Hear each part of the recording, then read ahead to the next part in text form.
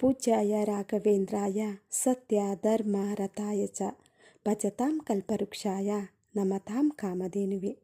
ಎಲ್ಲ ರಾಯರ ಭಕ್ತರಿಗೂ ನಮಸ್ಕಾರ. ಹಿಂದಿನ ವಿಡಿಯೋದಲ್ಲಿ ಹೇಳಿದ್ದೆ ನಾನು ರಾಯರ ಪವಾಡದೊಂದಿಗೆ ಬರುತ್ತೇನೆ ಅಂತ. ಇವತ್ತು ಸಹ ನನಗಾದ ಒಂದು ಪವಾಡವನ್ನು ನಿಮಗೆ ತಿಳಿಸ್ತಾ ಇದ್ದೇನೆ. ನಾವು ಮನೆ ಒಂದನ್ನು 2 ವರ್ಷಗಳ ಕಾಲ 5 ಲಕ್ಷಕ್ಕೆ ಲೀಸ್ಗೆ ಹಾಕ್ಕೊಂಡಿದ್ವಿ. 2 ವರ್ಷ ಮುಗೀತು. ಇನ್ನೇನು 2 ತಿಂಗಳು ಇದ್ದಾಗಲೇ ಓನರ್ ನಿಮ್ಮ ಹಣ ವಾಪಸ್ ಕೊಡ್ತೀನಿ, 10,000 ತಿಂಗಳ ಬಾಡಿಗೆ ಕೊಡಿ ಅಂತ ಹೇಳಿದರು. ನಿಮ್ಮ 5 ಲಕ್ಷ ಹಣಕ್ಕೆ ನಮ್ಮ ಫ್ರೆಂಡ್ ಒಬ್ಬರು ಇಂಟ್ರೆಸ್ಟ್ಗೆ 7,000 ಕೊಡ್ತೀನಿ ಅಂತ ಹೇಳ್ತಾ ಇದ್ದಾರೆ. ನೀವಿನ್ನು 3,000 ಹಾಕಿ ಬಾಡಿಗೆ ಕಟ್ಟಿದರೆ ಸಾಕು ಅಂತ ಹೇಳ್ತಾರೆ. ಅದಕ್ಕೆ ನನಗಿಷ್ಟ ಇರಲಿಲ್ಲ. ನಾನು ನಮ್ಮ ಮನೆಯವ್ರ ಹತ್ರ ಬೇರೆ ಕಡೆ ಲೀಸ್ಗೆ ಹೋಗೋಣ, ಬೇರೆ ಮನೆ ನೋಡಿ ಅಂತ ಹೇಳಿದಾಗ ಅವರು ಬಾಡಿಗೆ ಜಾಸ್ತಿ ಆದರೂ ಪರವಾಗಿಲ್ಲ, ಈ ಮನೆ ತುಂಬ ಚೆನ್ನಾಗಿದೆ, ಸೇಫ್ಟಿ ಇದೆ, ಮಕ್ಕಳಿಗೂ ಆಟ ಆಡ್ಕೊಳ್ಲಿಕ್ಕೆ ಸೈಲೆಂಟ್ ಏರಿಯಾ, ಇಲ್ಲೇ ಇರಲಿ, ಬೇರೆ ಮನೆ ಬೇಡ ಅಂತ ಹೇಳ್ತಾರೆ. ಓನರ್ ಹಂಗೆ ಹೇಳಿ 1 ವಾರಕ್ಕೇ ಅವರು 5 ಲಕ್ಷ ಕೊಟ್ಟು ಇನ್ನು ತಿಂಗಳಿಗೆ 10,000 ಬಾಡಿಗೆ ಕೊಡಬೇಕು ಅಂತ ಹೇಳಿಬಿಟ್ಟು ಹೋಗ್ತಾರೆ.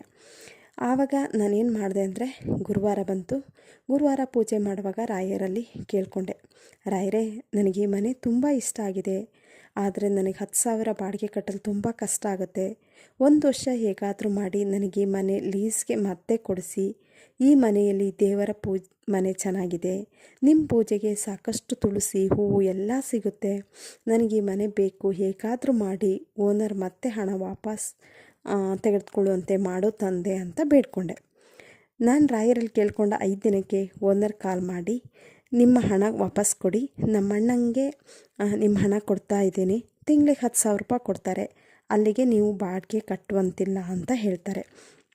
ಹಣ ತೆಗೆದುಕೊಂಡು 5 ಲಕ್ಷ ಚೆಕ್ ಸಹ ಕೊಡ್ತಾರೆ.